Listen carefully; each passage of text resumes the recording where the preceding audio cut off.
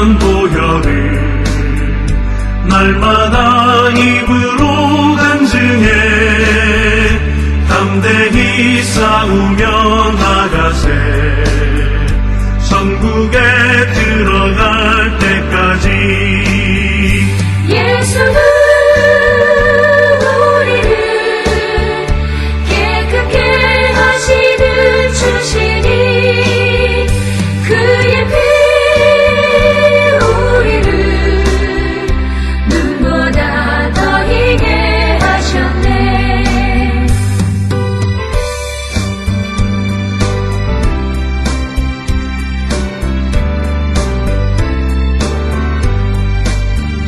십자가 단단히 붙잡고 날마다 이기며 나가세 머리에 면류관 쓰고서 주 앞에 찬양할 때까지 예수는 우리를 깨끗게 하시는 주시니 그의 피 우리를 눈보다 더 희게 하셨네.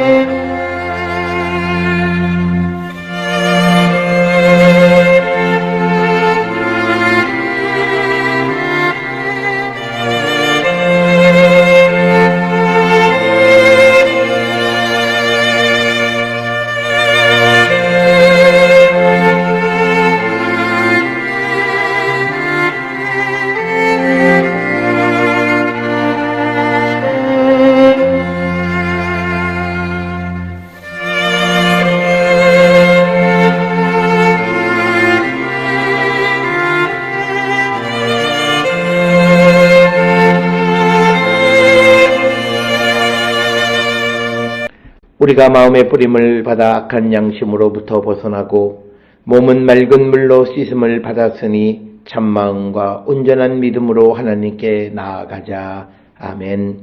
전능하사 천지를 만드신 하나님 아버지를 내가 믿사오며 그 외아들 우리 주 예수 그리스도를 믿사오니 이는 성령으로 잉태하사 동정녀 마리아에게 나시고 본디오 빌라도에게 고난을 받으사 십자가에 못 박혀 죽으시고 장사한 지 사흘 만에 죽은 자 가운데서 다시 살아나시며 하늘에 오르사 전능하신 하나님 우편에 앉아 계시다가 저리로서 산자와 죽은 자를 심판하러 오시리라. 성령을 믿사오며 거룩한 공예와 성도가 서로 교통하는 것과 죄를 사하여 주시는 것과 몸이 다시 사는 것과 영원히 사는 것을 믿사옵나이다. 아멘.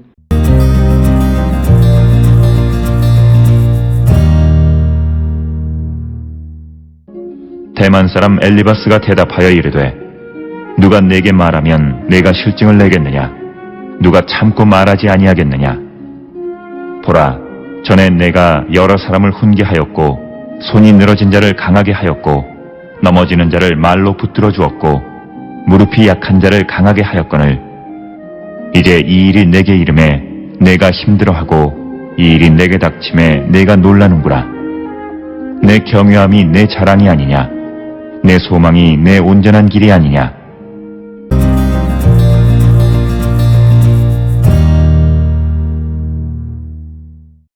오늘 우리가 함께 읽은 욥기 4장 1절로부터 6절은 욥의 친구 엘리바스가 욥을 위로하는 말이 되겠습니다. 그래서 4장 1절로 6절은 욥의 친구 엘리바스가 첫 번째로 연설하는 그런 장면으로 욥의 고난과 신앙적 태도를 중심으로 이야기하고 있습니다.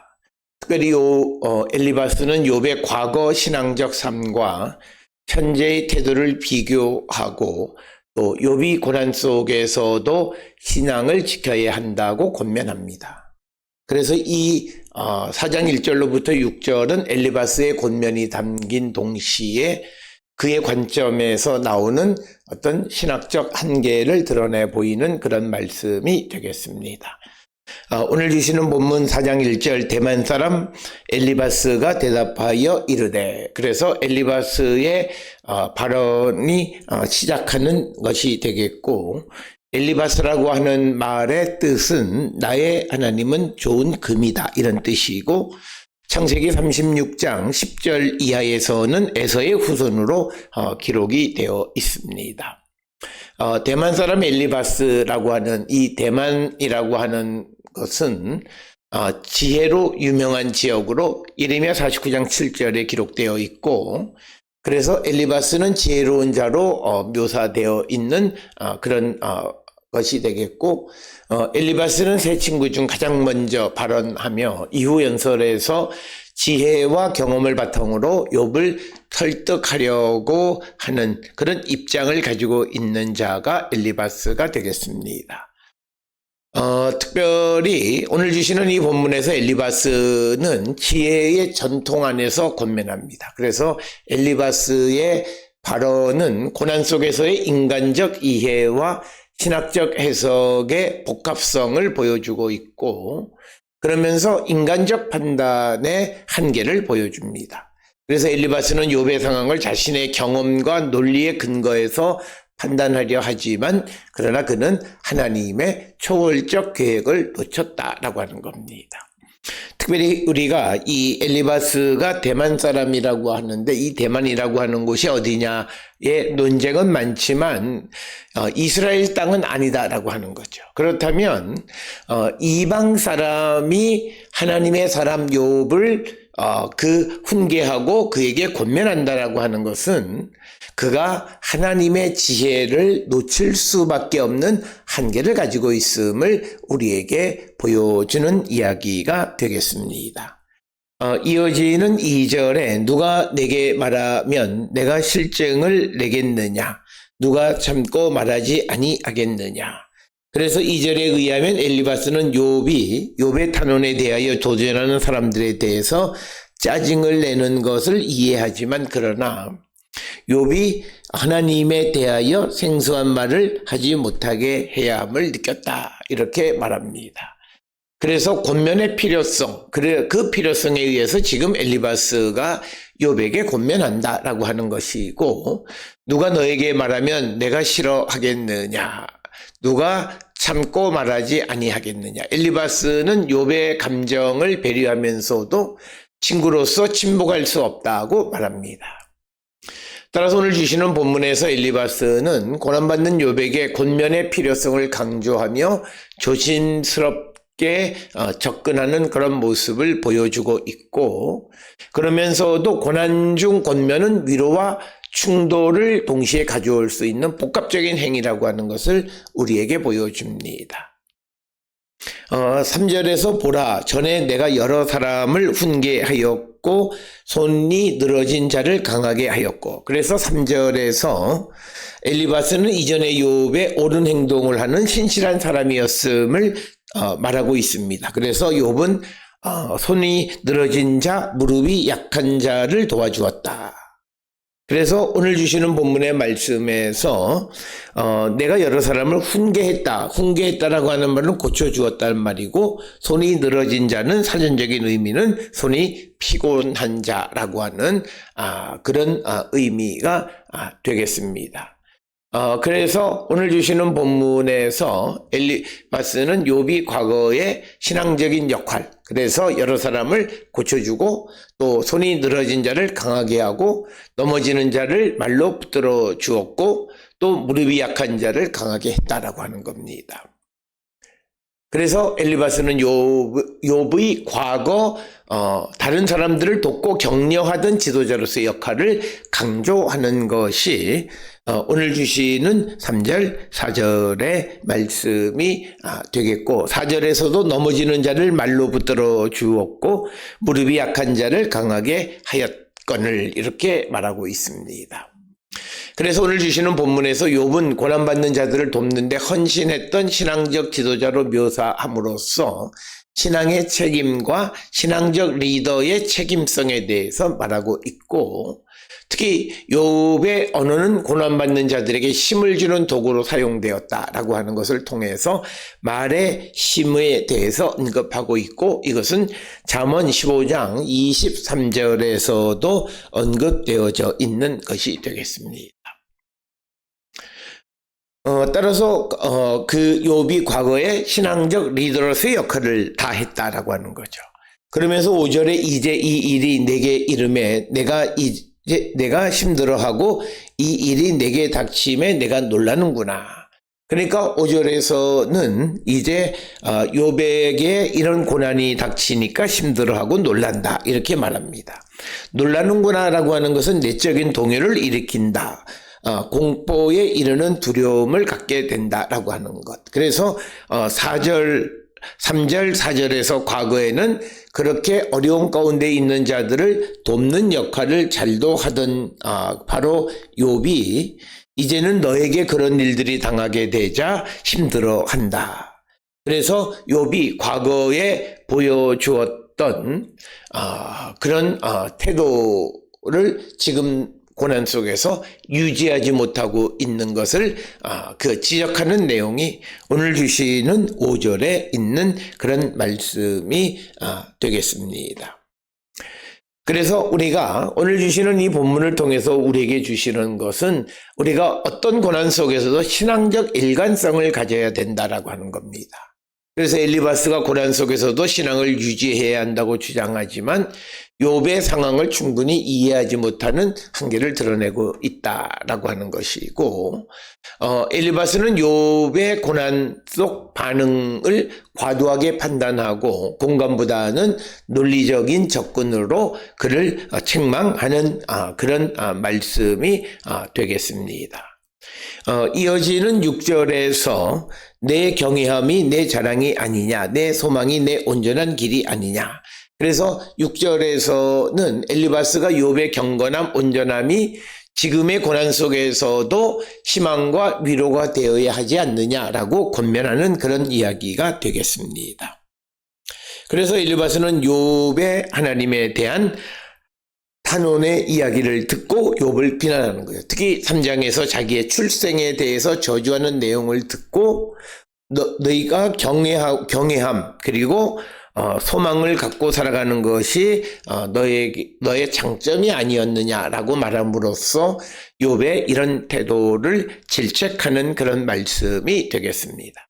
따라서 오늘 주시는 6절은 욥의 하나님에 대한 경외와 신앙적 온전함은 고난 속에서도 변함없이 희망이 되어야 함을 강조하고 있고, 또 하나는 엘리바스는 욥에게서 신앙의 확신을 회복하라고 이 욥을 도전시키고 그의 접근은 욥의 고난의 복합성을 간과하는 그런 말이 되겠습니다.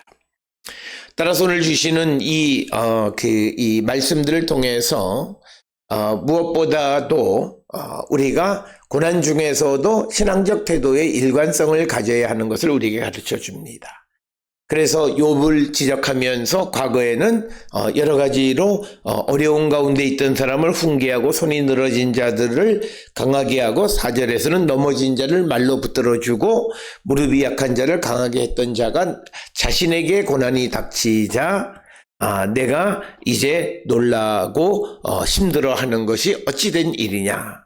특히 너는 경외함을 자랑 삼았고 또 온전한 길을 걸어가는 것이 너의 소망이지 않았느냐라고 말하면서 욥의 변화된 신앙적 자세에 대해서 질책하는 그런 이야기가 오늘 주시는 본문. 그래서 우리는 고난 중에도 신앙적 일관성을 유지해야 한다라고 하는 것을 가르쳐주고 있고, 특별히 오늘 주시는 본문 엘리바스가 욥을 위로하고 권면한다고는 하지만, 그러나 욥이 엘리바스가 욥의 상황을 충분히 이해하지 못한 채 이루어지기 때문에 이는 위로보다는 상처를 줄 수 있다. 그래서 인간의 권면과 위로의 한계가 있다라고 하는 것을 보여주고 있고, 이것은 곧 참된 위로는 하나님께로부터 온다는 것을 암시하고 있습니다.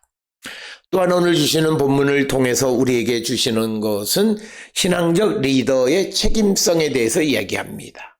욥은 과거 고난받는 자들을 돕고 격려하던 신앙적 지도자로 묘사되어 있고, 이는 신앙인의 언어와 행동이 다른 사람들에게 미치는 영향을 강조하고 있습니다. 그러면서 또 하나 강조하는 것은 고난 속에서도 하나님의 주권. 그래서 엘리바스는 하나님의 주권적 계획을 고려하지 않은 채 인간적 논리로 욥의 상황을 해석하려 하는 한계를 가지고 있음을 우리에게 보여주고 있습니다. 따라서 오늘 주시는 본문을 통해 우리는 고난 중에서 누구를 권면하는 것, 고난 중에 있는 자를 권면할 때 매우 신중해야 한다라고 하는 것, 그리고 하나님의 뜻을 물어보는 자가 되어야 한다. 그리고 또 하나는 고난 속에서도 신앙의 일관성을 지켜나가는 자가 되어야 하고, 신앙적 리더의 영향력이 막중하다라고 하는 것을 깨닫고 주어진 사명에 충실한 삶을 살아가는 자들이 되어야 합니다. 특별히 엘리바스는 욥의 고난에 대해서 위로와 권면을 시작하지만, 그러나 그가 욥의 고난의 복합성을 온전히 이해하지 못했기 때문에 그의 위로와 권면은 한계에 부딪히게 되고, 특별히 욥의 과거의 생활과 지금의 모습을 비교하면서 신앙적 일관성이 얼마나 중요한가를 강조하는 것이 오늘 주시는 본문의 말씀이 되겠습니다. 오늘 주시는 본문을 통해 우리의 삶을 돌아보면서 우리도 고난 속에서도 일관성을 갖는 그런 거룩한 하나님의 백성들이 다 될 수 있기를 주의 이름으로 축원합니다. 기도하시겠습니다. 사랑과 은혜가 충만하신 아버지 하나님, 우리의 삶을 돌아봅니다. 어떤 상황 속에서도 신앙적 일관성을 갖는 우리가 되게 하시고, 신앙인으로서 신중하고 책임적인 존재로의 삶을 살아가는 자들에게 인도하여 주시옵소서. 예수님의 이름으로 기도드렸습니다. 아멘. 기도하시겠습니다. 이제는 우리 주 예수 그리스도의 은혜와 하나님 아버지의 무한하신 사랑과 성령의 위로 역사 교통하심이 고난 속에서도 변함없이 주님을 경외하고 주님의 길을 걸어가기를 결단하며 세상을 향해 나가는 우리 모든 성도들 머리 위에 이제로부터 영원토록 함께 할지어다. 아멘.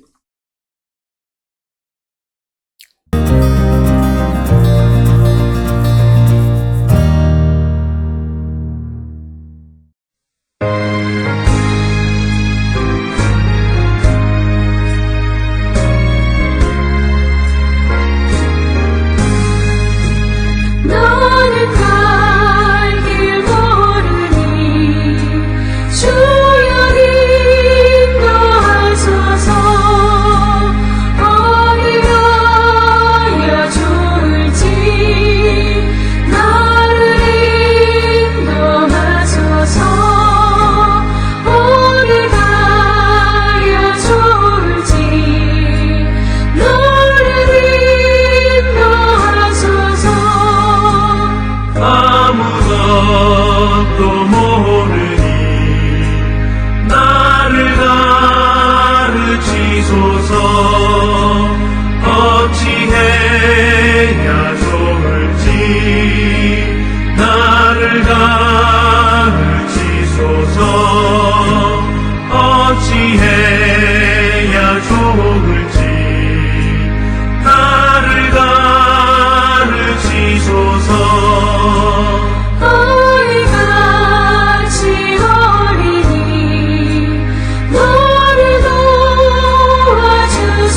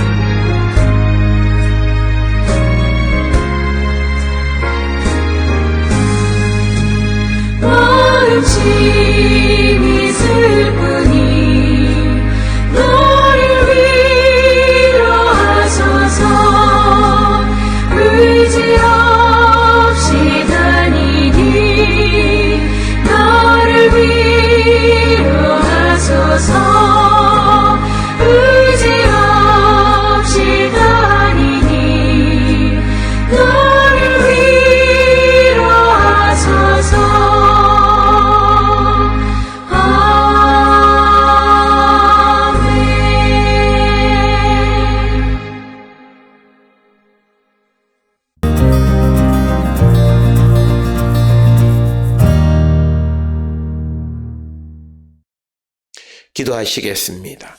이제는 우리 주 예수 그리스도의 은혜와 하나님 아버지의 무한하신 사랑과 성령의 위로 역사 교통하심이 하나님의 절대 주권 아래 우리에게 일어나는 모든 일 가운데에서 하나님께 영광 돌리는 삶을 살기로 결단하며 세상을 향해 나가는 우리 모든 성도들 머리 위에 이제로부터 영원토록 함께 할지어다. 아멘. 주 너를 지키시고 그 얼굴을 내게 돌리시고